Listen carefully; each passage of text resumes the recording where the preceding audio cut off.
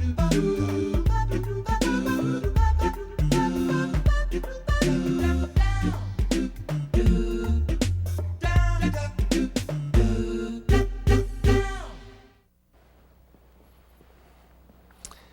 of the best pieces of advice that can be given to any actor is work your craft. This doesn't just mean while you're performing a role, but every day. And working your craft doesn't just entail practicing your skills. It encompasses nothing short of developing an almost Renaissance approach to acting. Learning new talents outside of the acting realm will inevitably evolve you into a more competent performer. One of the most helpful skills you'll ever develop is body language. Effectively conveying your point to an audience is as physical as it is verbal. We unconsciously relay body language to people every day, and sometimes it's not necessarily the message we want to be sending. I'm Richard Hatch. Welcome to our program. During this segment, we're going to learn not only how to properly communicate with gestures and movements, but how to understand this unique form of communication as well.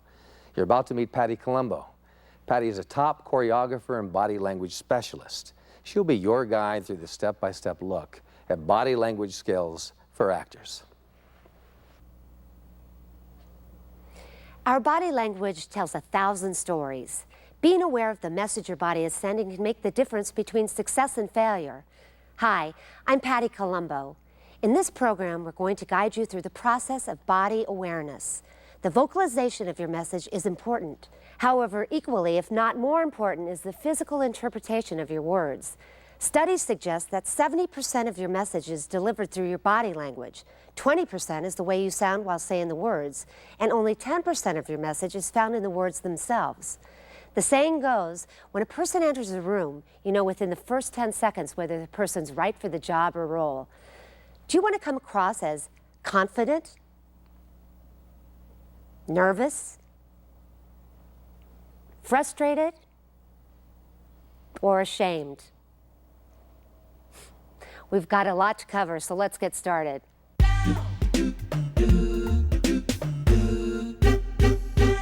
Most actors, while preparing for a role or an audition, will always warm up their voice, but forget to warm up their body. It's very important. I can't stress how important it is to warm up your body. One, to get rid of nerves, and two, to strengthen the body.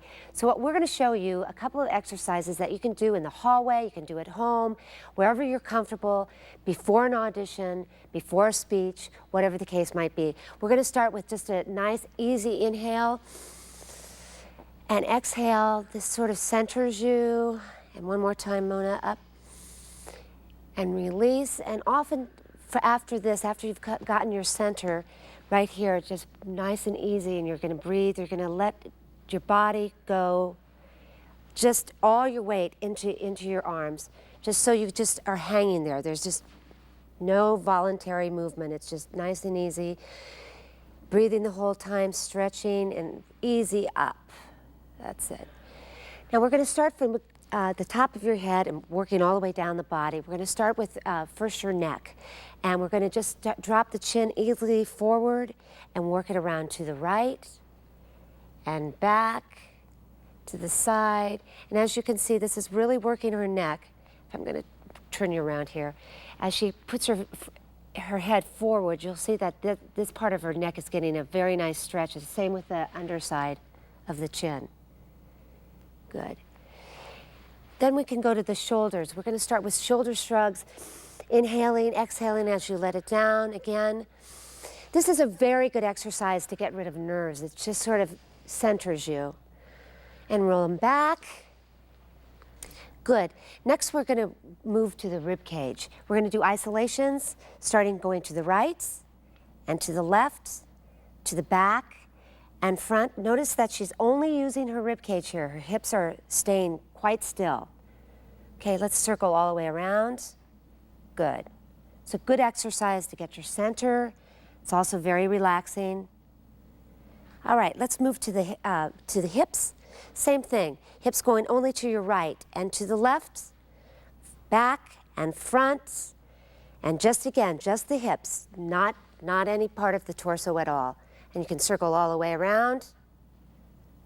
Good. So remember, start from the top of your head, work through your neck, through your shoulders, your rib cage, down to your hips.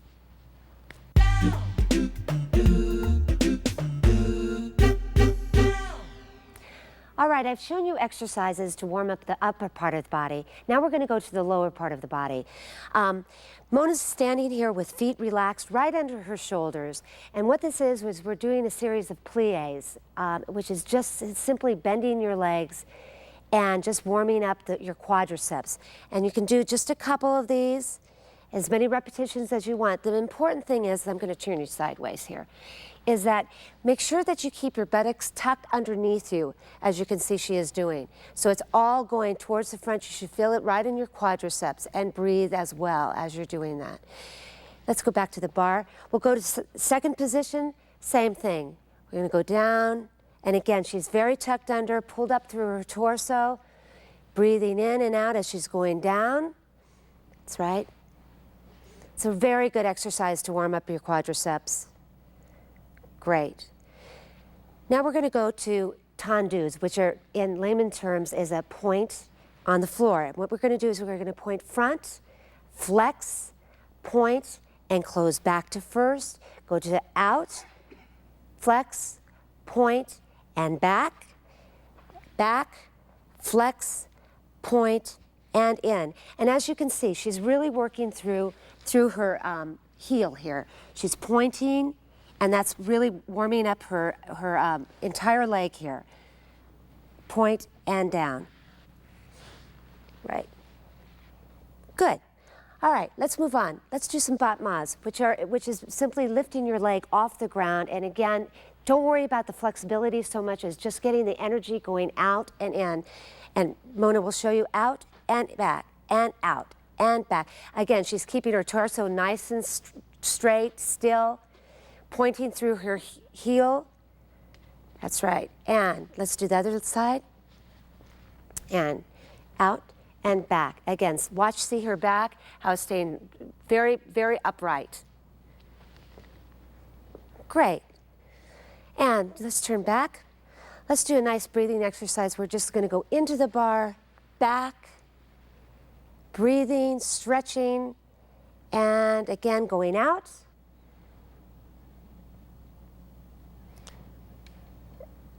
Good.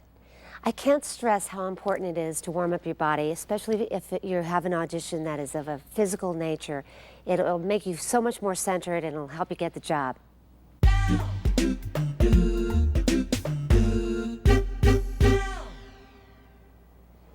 Another great way to warm up your body is simply a great aerobic exercise, like just simply jogging in place or jumping in place. Now, this can be high impact, so take it easy, start slowly, work up, get your endorphins going, get that sweat going. It'll be great for you. After doing this, you want to now do a shakedown. You want to now cool down, because you don't want to obviously go into your audition sweaty and out of breath. You want to become centered and great, but you have to do a cool down to do that. So we're going to start with just a nice and easy. We're going to shake down. We're going to just shake your hands out, get all those nerves out. Also your head, you can shake that down. Another great thing is to take your fists out like this and put all your energy right into your fists and squeeze really hard and breathe and then relax. Really cut down on those nerves, okay? And then as a final cool down, we'll repeat the same thing that we started with, which is the easy drop of your body, starting with your chin, easily down through your shoulders, torso, until you're just hanging there nice and easy, limp. You can soften your knees there and take a little plie. Rest your torso on top of your thighs, straighten your knees, and then roll up gently, torso, shoulders, neck, and head, and you're ready to go in there.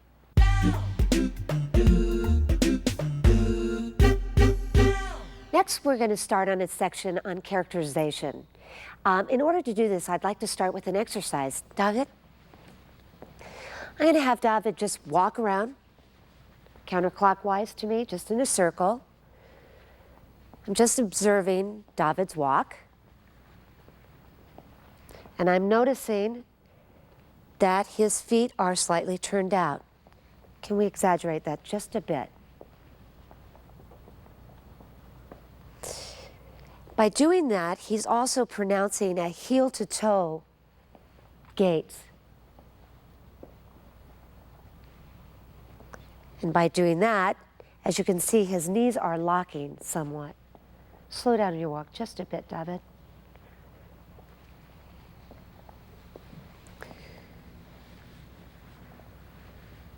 His left shoulder is slightly down. And his stomach is slightly out. It's also, you can see, is leading with his right foot. Pronounce that just a little bit more. His head is listing to the left. Pull it back just a bit. A little less exaggerated. Good. Let's model this character.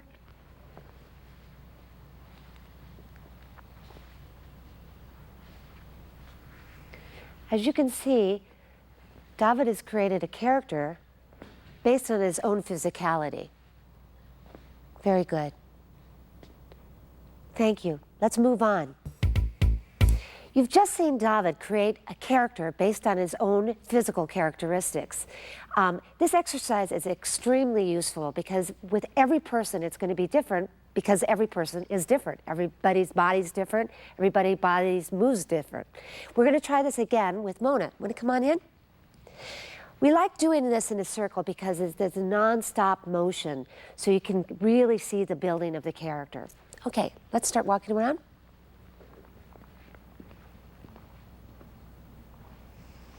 You can see her right hand is swaying a little bit more than her left, so you can exaggerate that a bit.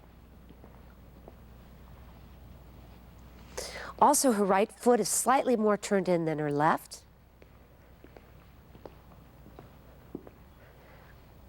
Now, as you can see, this is making her left knee lock. You can exaggerate that a bit and slow it down just a little bit. Her right shoulder is slightly turned in.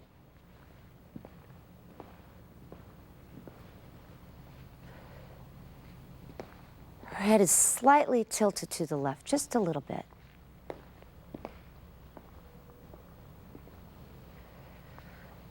You can exaggerate this just a little bit more. Exaggerate the left knee locking a bit. Good, let's model this.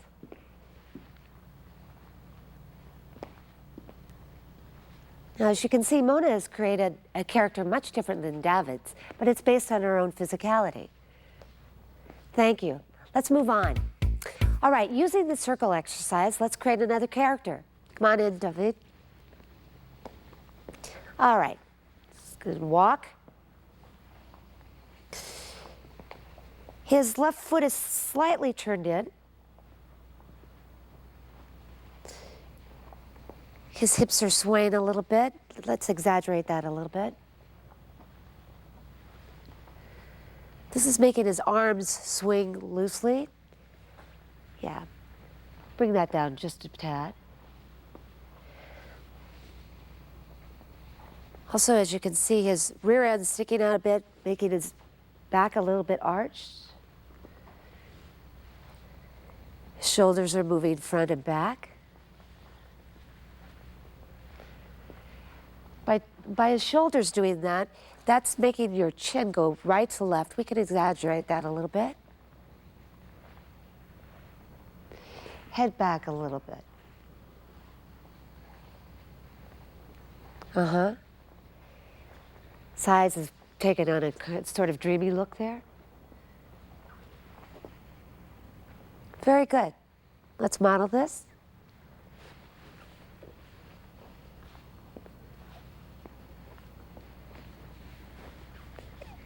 Excellent. Thank you. Let's move on. Let's bring in Mona again and create another character.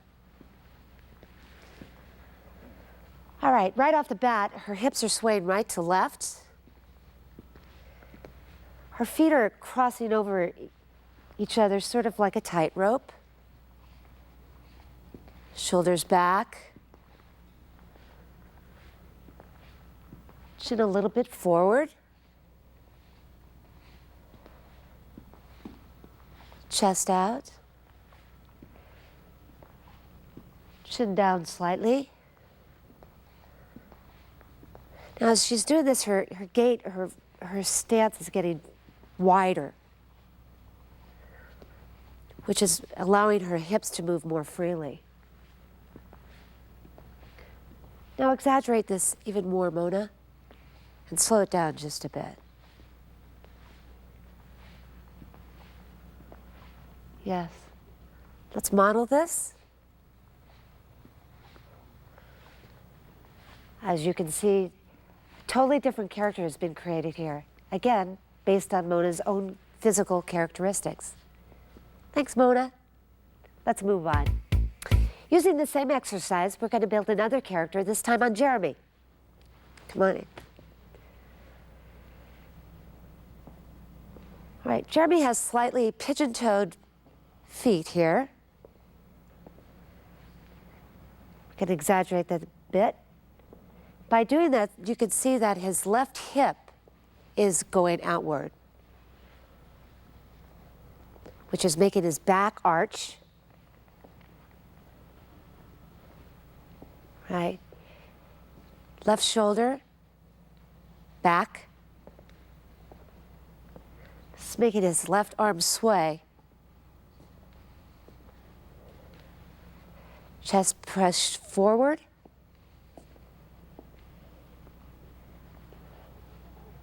His right hand is in, and his fingers are closed on his right arm. Chin in. And his head is wobbling somewhat. We can slow that down a little bit. Very, very interesting. Let's model this. As you can see, this is a character built on Jeremy's own characteristics. We just took it farther. Great. All right, let's move on. As you can see, you can build really wonderful characters based, again, on one's own physical attributes. The thing that's wonderful about this is that it is based on reality. It's based on a foundation that already exists, you.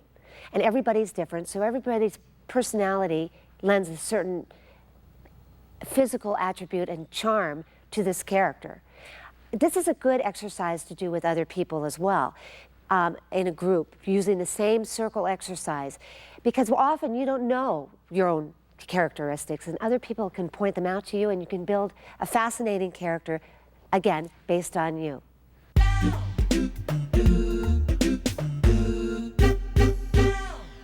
Let's talk some more about characterization.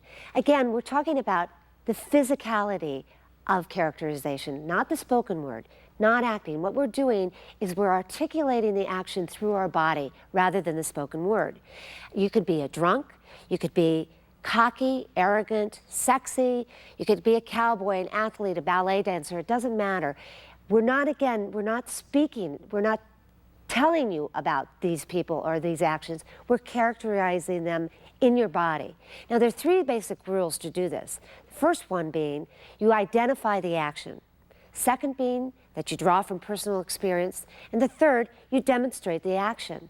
These rules are a cycle. If one doesn't work, you can always go back to the first rule. For instance, if you've created a drunk, for instance, and it doesn't feel based in reality, it doesn't work for you, you might want to take a whole new approach and maybe base your characterization on an observation rather than a personal experience, observation of somebody else.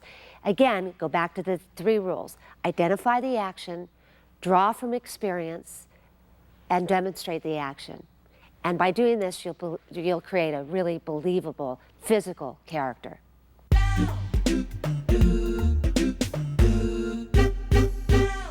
Let's examine the physical characteristics of being drunk. All right, let's show it. I'm swaying just looking at them. Okay, let's start with Mona. Let's break down the mechanics. As you can see, her eyes are slightly closed, a little bit unfocused. Her right shoulder is moving. She's sitting into that right hip. Her right hand is very loose at her side. Her hips are slightly moving right to left. Her mouth is a little bit relaxed and a little unbalanced. Very good. Now let's look at David's. Right, now he seems to have a swaying back and forth motion front to back, actually almost a circle here. His mouth is open, his eyes flicking a bit, not focused, breathing heavily. His arms are both really relaxed in front of him. He's very unsteady on his feet, almost rocking to his toes and back onto his heels. Good. Let's see, you look awfully miserable. Let's make you a little happier drunk.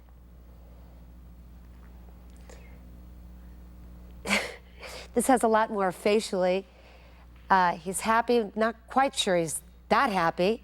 His eyes again are eyebrows moving back and forth, up and down, swaying. His mouth slightly up on the left side, and again swaying back and forth in a backward and forward motion. Now, as we said before in the 3 basic rules, remember we're identifying the action, we're basing it on our own experiences, and then we demonstrate the action. So I'd like to ask Mona, what were you basing your? One too many glasses of wine at a dinner party. Oops, we've all done that. But that was a subtle drunk. That was it wasn't an out of control. How about you? I was basing it on the sour feeling in your stomach after that last shot of tequila. Ooh. Well, we've all been there. So that's an example of taking those 3 basic rules, again, identifying the action, demonstrating the action, and basing it on some part of an observation.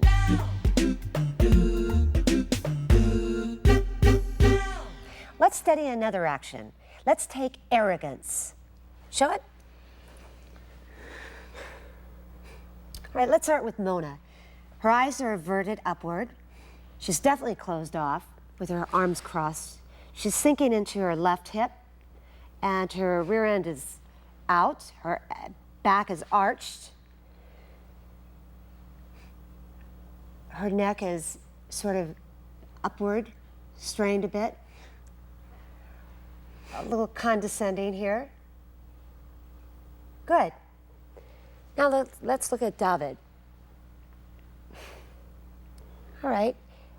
This is very surly lips, sort of a smirk, looking downward, flared nostrils, sighing, hands on hips, defiant, shoulders slightly raised, definitely not making eye contact, sinking into his left hip, taking a stance, a defiant stance. All right, let's see how these people came upon these different types of arrogance. Definitely different.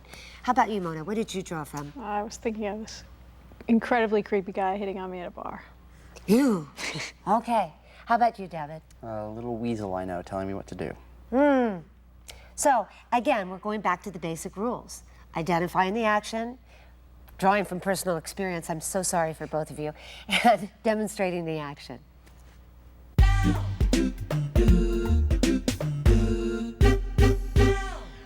Let's study frustration. Now, frustration covers a broad spectrum of action. All right, let's take a look at it. All right, let's start with David. All right, he's tense. He has his hand over by his neck like his neck is hurting him. Maybe there's a lot of tension there. He's probably carrying a lot of tension there. His hands are shifting from his neck to his waist. He's sighing. His brow is furrowed. Looks like he's clenching his teeth. He's changing weight a lot. Very tense through his torso. Very tense through his torso. Very good. Now let's look at Mona. Sighing, looking at a watch, obviously, jiggling her leg. Lots of energy there. Frenetic energy, tight through the neck, hands on the hip, right hand clenched, stamping at this point, breathing breathing, exhaling a lot. Good. Now let's draw on your personal experience and where you came from. Let's start. I was just not quite being able to get what the director wanted from me. That's happened. How about you? I was sitting in my car 10 minutes late to an audition. And we all can relate to that. Again, we're going back to those same basic rules. Remember to draw on your own personal experience. It's very important. It makes it real, and it materializes in your body's actions.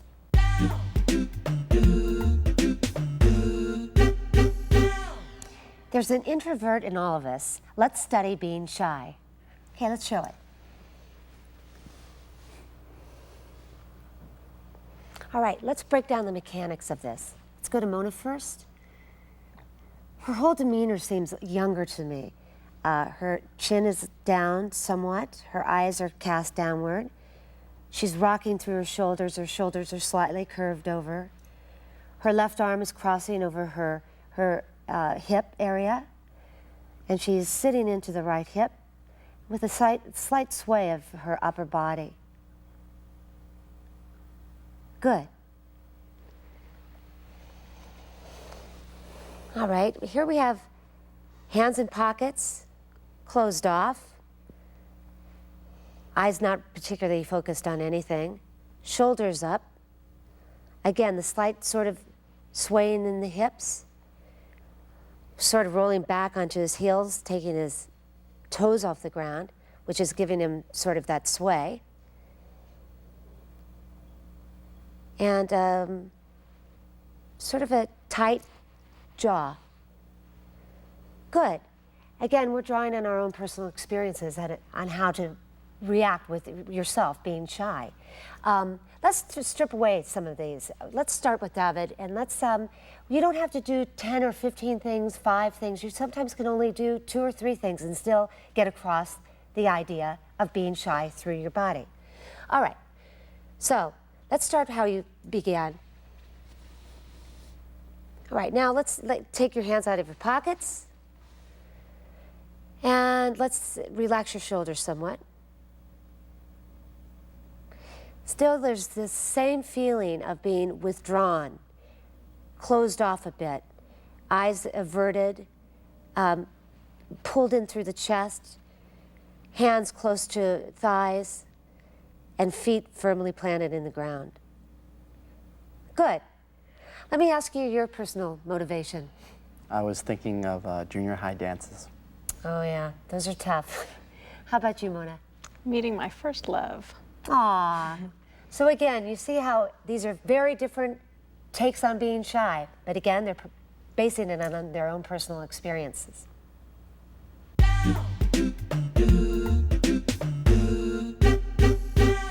Have you ever had one of those days or weeks where you've worked very long hours or done hard manual labor or studied for those exams? Well, then you know what exhausted is. We're going to study this now. Take a moment and let's show it. All right, let's go to David. All right, his neck is killing him. His whole body looks worn out. His eyes, he just wants to go to sleep, it looks like. He has aches and pains and cramps, maybe from sitting too long, standing too long. Might even have a headache. He's breathing almost like he's asleep. Big inhales and exhales. Sort of planting himself in the ground with his feet and hand firmly on one hip. Again, it looks like he has a lot of physical stress and tension in his neck and shoulder area. Good.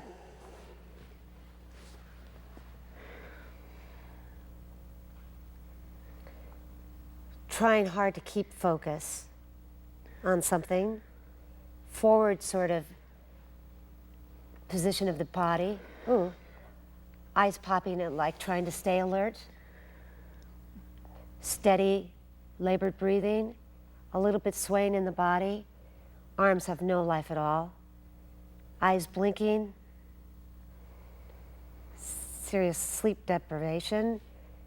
Sitting a little bit into that right hip. Good.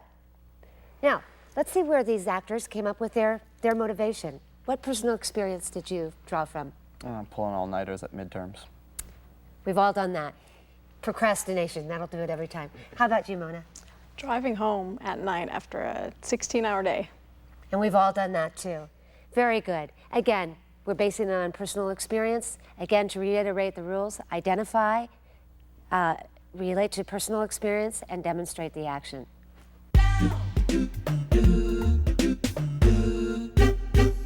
Let's look at the range of the emotion fear. Take a moment and let's show it.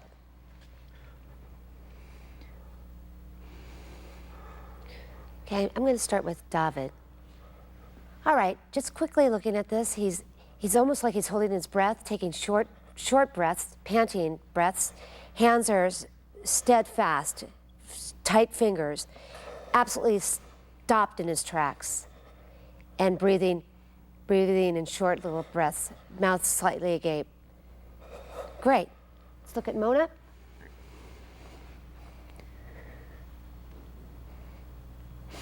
Puzzled look. Slowly building of an emotion. You can see that by her breathing, holding her breath at first, now breathing a little heavier. You can see it through swallowing. Hands clenched, uneasy. Her feet are rolling outward. Good. Now let's look at what experiences you drew this from. How about you? I almost got into a car accident. Oy, that's a scary thing. It's a scary thing. How about you? Coming home and finding my boyfriend has disappeared. So that's a discovery thing, more of it's climactic. This might be a sudden, more sudden sort of emotion. All right, again, identify the action, demonstrate the action, and draw from your own personal experience. Those are the 3 rules.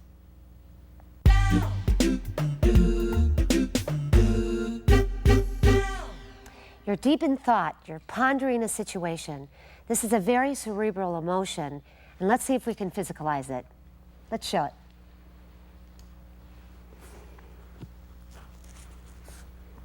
All right, David's his lips are pursed. He's taken a pen from his pocket, using it almost as a punctuation to his emotion.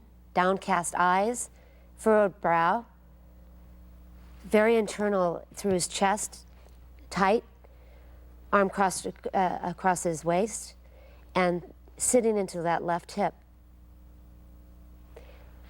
Let's go to Mona. She's twirling her hair, eyes downcast. Feels like her head is nodding, thinking, thought process here. Sunk into her hips slightly forward, hand in the pocket. Good. Let's find out what they were drawing from. Mona? I was thinking about how to spell enthusiastically backwards. That will take me quite a bit of time. How about you? I was trying to figure out how to get out of my agency contract. We all might be dealing with that. Thank you. As you can see, every emotion can be physicalized. And again, you can draw from your own experience. But as you can see, we've done a range of emotion, and each physicalization has been very different.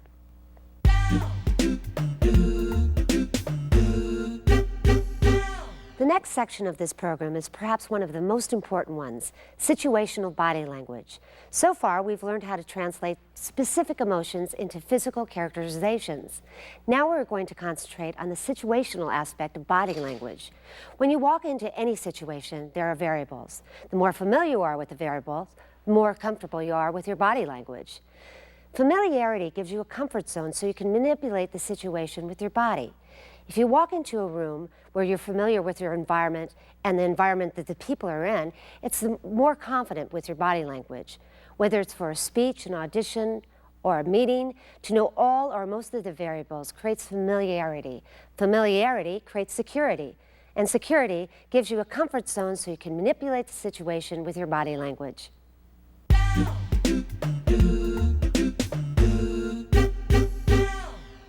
Whether you're a CEO, a motivational speaker, or an actor hosting an affair, you might find yourself behind a podium.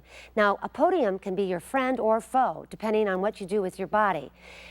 If you make it a barrier between yourself and the audience, and step back from behind it, you're really making sort of like an isolated, submissive stance with your body. It's not as friendly, it's not as warm. If you want to emphasize a point and you want to break the fourth wall and include your audience more, to stress a point, you might lean forward and into more intimate with the audience. This is a very good thing, and it shows a confidence through your body language. If you want to be casual and more familiar with the audience, you might want to step away from the podium and thus engaging the audience closer, more intimate manner. It seems that you're casual, that you are confident, by maybe even placing a hand on the podium. It shows that too, you know the podium's there, but you're not going to let it be a barrier between you and your audience. Again, this is showing a confidence in your body language, and it's a very, very important tool.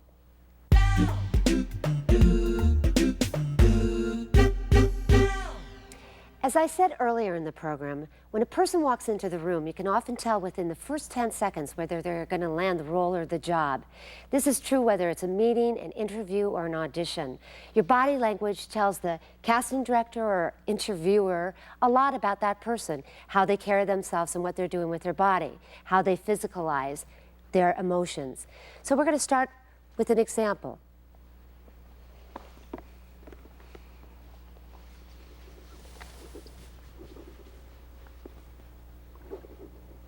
All right, what does his body language say to you? He seems meek, he seems mild, he doesn't seem confident, he seems insecure. The casting director hasn't even looked up at him. He's not making any impression. His body is telling us that he might not have the abilities to fill the role that she's looking for.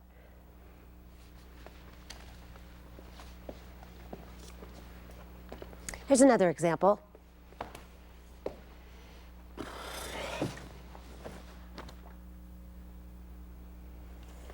All right, that got a stir from the casting director. Very much of a cocky feeling here. It's almost like he came into his own apartment, threw off his shoes, and put on some slippers. His posture is not respectful. He looks like he could care less about being there. He doesn't look like he's interested in landing the role, and the casting director certainly probably feels the same. He has such a casualness about him. It's not a friendly casualness. It's an arrogant sort of attitude. This is all through his body. And she got that as soon as he walked in the room. Under 10 seconds, I'd say.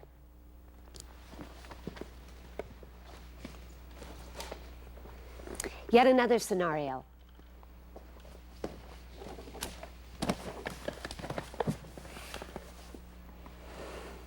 Oh, well, it's a little aggressive here. He's definitely getting into her space. Did you see how she unfolded her leg and took her left leg and folded it over? She's getting away from him. He's in her space.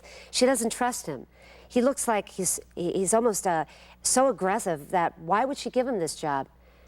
He looks like he might not even have the ability to do the job. He might be covering up insecurities by overcompensating and becoming very aggressive. His hands over his laps, it's too familiar. His shoulders are up, and he's leaning right into her space, almost looking at her work. That's not a proper thing to do.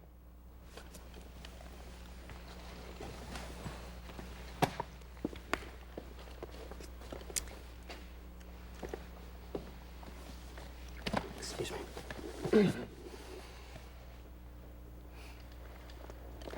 Now, this is a nice approach. He came in, nice, casual, friendly. He gently lifted the chair, got a little closer to the casting lady. She obviously looked at him, and she looked at him because he took his foot, almost like a calculated motion, and crossed it over his knee. Now, human beings are predatory animals. They love motion, they follow the motion. This is what attracted her. This now makes her go from his foot to looking at his eyes. She takes in his face. It's a kind face. His hands are placed in his lap. He looks comfortable, confident, secure. He's making wonderful eye contact with her without being aggressive, without being overly aggressive or too meek. This is an approachable person, a vulnerable person, and oftentimes when you're vulnerable and open, that makes for a great choice as an actor for a role or a person for a particular job.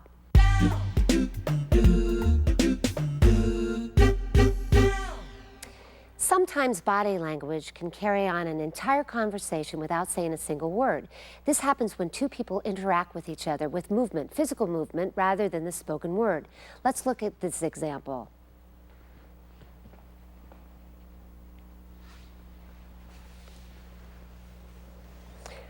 Well, we have two different kinds of body language going here. Definitely made eye contact. He's very sort of arrogant, sort of cocky in his manner. Open, very interested, maybe a little too interested. He looks a little too sure of himself.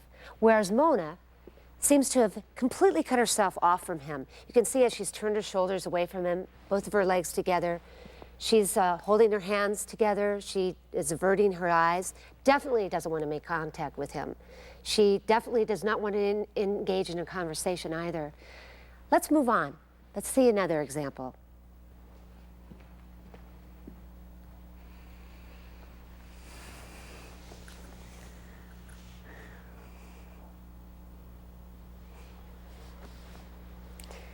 Let's take a look at this conversation.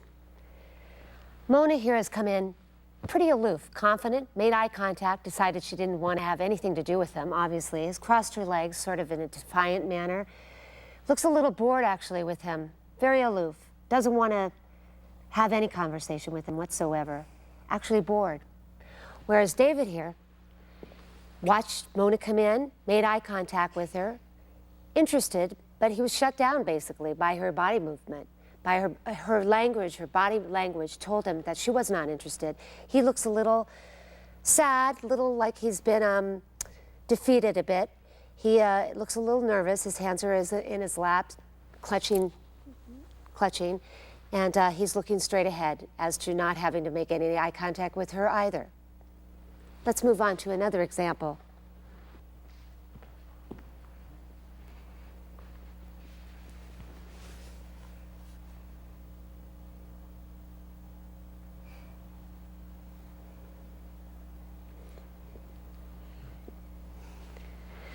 This is an interesting conversation. A lot was said here. When Mona came in, they made direct eye contact. And in fact, David thought that he might get lucky, moving in on her. She sat down very confidently right next to him, and he thought, ooh, this is good. However, when she looked at him again, it was with such authority and such ease, he sort of shut him down, and he sort of felt, maybe I'm over my head. He looks a little dejected right now, not quite sure what to make of this whole scenario. His hands are crossed, a little puzzled, whereas Mona here came in very confident, direct eye contact, a smile, took her space, comfortable with her body, and when she looked at him with such confidence, it really did sort of make him think that he was over his head. She was maybe a little bit too confident for him. This conversation spoke volumes. Let's look at one final body language conversation.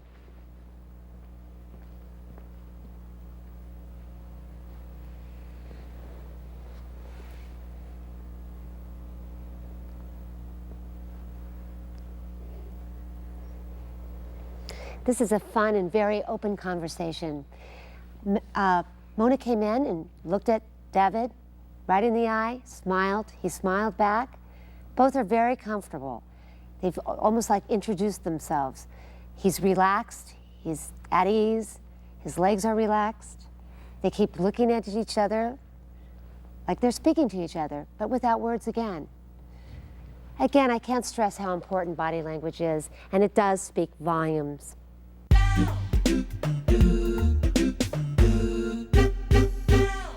As you can see from all the exercises we've done today, body language plays an important role in our lives. In fact, it can win or lose a job for us. It says a lot about you without saying a word. You can observe body conversations everywhere you go. Next time you're in an airport, bookstore, cafe, study people's body language. It's intriguing. And remember, your body language speaks volumes. Well, there you have it. The skills you've just learned could be some of the most important skills you'll ever develop. You'll need to practice what you've just seen and heard, though, not only to maintain your abilities, but to enhance them as well. In future segments, we'll teach you other important skills. But for now, you've got the foundation you'll need to mold yourself into a more well-rounded and diversified actor. Join us next time for more amazing skills for actors.